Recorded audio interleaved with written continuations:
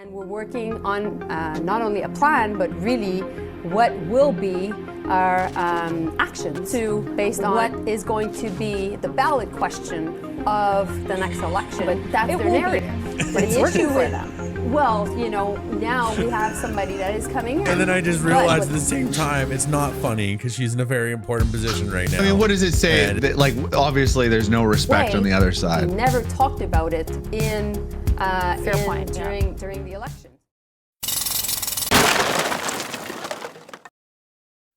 Grounded TV.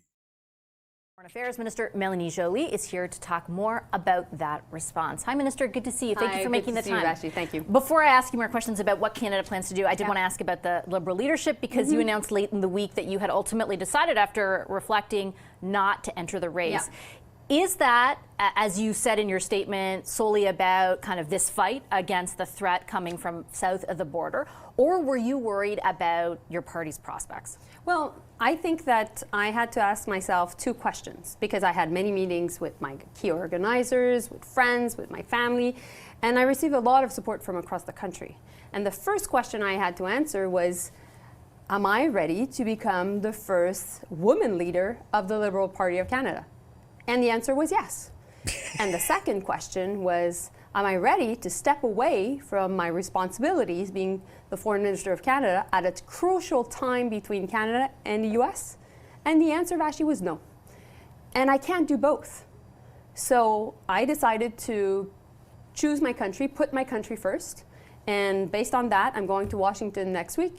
And we're working on not only a plan, but really what will be our actions based on what our strategy is on the U.S. And I do want to know more about the strategy. I guess I just want to ask again, though, because I think, you know, the question a lot of Canadians will have about who ultimately comes in and comes out is, do people want to run for the leadership of a party that is doing as poorly as yours in public opinion polling right now? Like, if there were an election tomorrow, and I know a lot can change, but if there were an election tomorrow, there are some polls that even show your seat would be competitive for other parties. So not about Hansik. But I mean, so was LaSalle, right? 6 months ago. Who knew? No, you can't compare. But listen, I think that when No, you can't compare. Okay, can we not?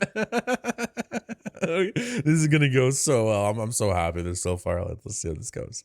Are you worried about the prospects for your party? Well, first and foremost, when it comes to becoming the Prime Minister of Canada, there are three files that are really fundamental that Canadians look at, and they will see whether that person is ready to lead the country and run the government.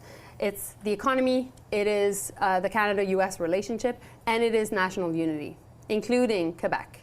And I know well these three files.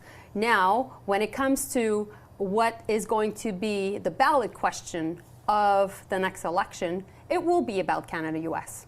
It will be about that threat right now and maybe the imposition of tariffs by Donald Trump and how as a country we defend our workers, how we react to that economic coercion, and how we ultimately can stand up for Canadians. And I take your point about if those tariffs are applied, for example, the degree to which that would be on Canadians' minds when they vote. Isn't it possible also that change is the ballot question, given what has just gone on with the Prime Minister, with those two by-elections, with public opinion polling? Yeah, I would say change is the primary question. Clearly, what we've been doing for the last while isn't working, and we need a new strategy. But that's something the Liberals can't seem to get their mind around, or most of them can't, anyways. Isn't that also possible? Well, there will be change. There will be a new leader, Rashi. So what, real change? There will be a real change, and that's the Liberal.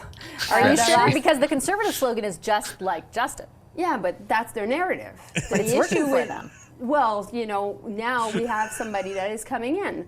But what the Conservatives are doing is they're playing petty politics on the back of Canadians.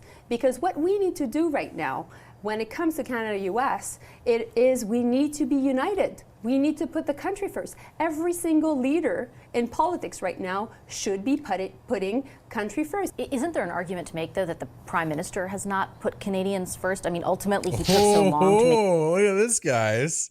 Look at this, calling her a liberal mouthpiece. I don't know, that doesn't sound like a liberal mouthpiece to me. the decision he did, that he is in a placeholder as a prime minister for two of the most important months, as you point out, in our country's history as far as the economy at the very least goes. Is your government in a position where they can lead on this file when we know in a few months, or as of March 10th or whatever it ends up being, the prime minister will no longer be in that position? The prime minister took his decision. Now I'm looking forward, and we are leading. And what I'm doing is I will be leading along with Dominic LeBlanc, the Minister of Finance, our reaction to what the Americans will be doing. I'm heading to Washington next week. I've had numerous conversations with incoming secretaries, the Secretary of State, Marco Rubio, the Secretary of Commerce, Howard Lutnick, the Secretary of Energy, Doug Burgum, the Border Czar, Tom Homan, the NSA. I've been in contact with him, Mark Waltz, and I speak to my friend, which is a funny friendship, but Lindsey Graham, pretty much every day.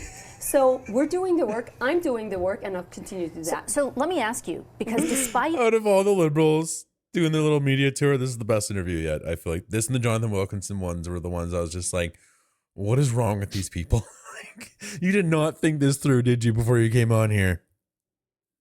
All those efforts. Lindsey Graham's making fun of us on Twitter, or whatever it is, X, joking about the annexation of Canada. Donald Trump's rhetoric, if it has become anything over that period of time, it's much more inflamed. It now includes using economic force to make us the quote-unquote 51st state. If all of those efforts are failing to produce a better outcome for us, why is that the case? Because we have to have a strategy on both sides. That's the reality. And I'm the diplomatic chief of the government. She's so dumb. Holy. She's so dumb.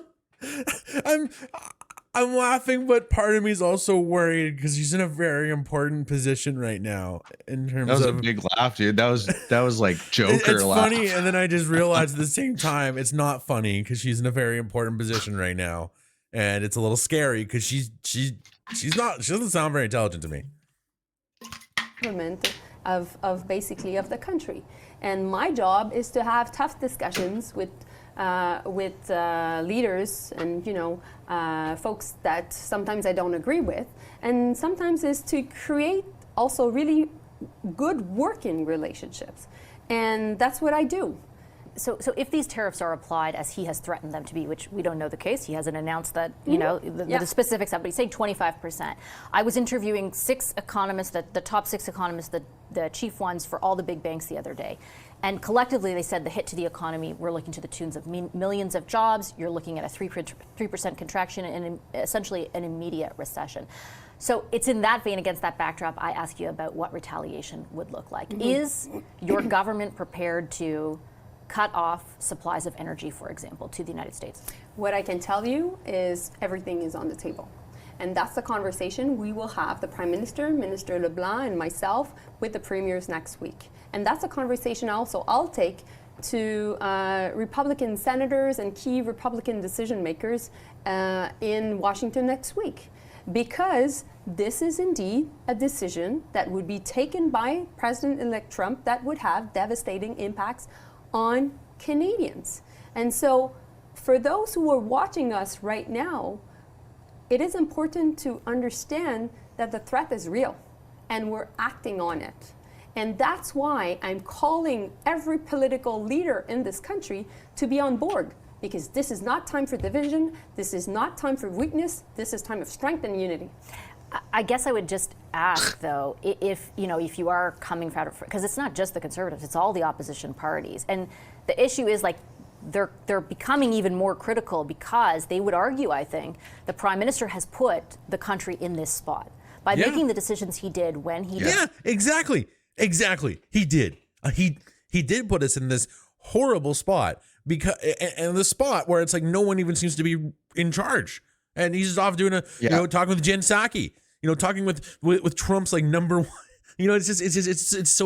It's like, what does that say of what we think about their leadership? You know what I mean? Like, it's just, the whole thing's just wild. It's like the way they're handling this is just a train wreck. Well, I mean, what does it say that, like, obviously there's no respect on the other side. Like, I mean, I don't know how, if it looks better for him to be just bending over and being like, oh, I really like him, what even he's though doing he's right now bullying is me. pathetic. we can agree on that at least. What, the Trump stuff too? No, Trudeau, just how he's handling the You don't think the whole Trump stuff's a little situation. pathetic too? The 51st state stuff and saying governor and you should run for governor and Wayne Gretzky should run for the governor. lowbrow. And like it's It's very lowbrow. disrespectful It's lowbrow like to for the sure. country. Yeah. Yeah, okay. But at the same time, I just think that it's, I don't know. I just find the way that Trudeau is handling this in the way that the Team Canada cabinet, who Chrystia Freeland was also involved, people forget, and she resigned. I don't even think she's dealing with that cabinet position anymore. I don't think she's handling it anymore. I think she just walked away from it. So it's like, who's who's, it just seems like no one's leading the charge. Isn't like there an interim Melanie one? I Joly thought they put a new one in. I think Melanie Joly is completely dealing with the Trump stuff right now. Completely. I think she was last time too. Was she the foreign affairs minister last time too? LeBlanc, I believe, are dealing with it because I feel LeBlanc is he's there's because it has to do with the border, I think, or something. There's some reason LeBlanc specifically involved.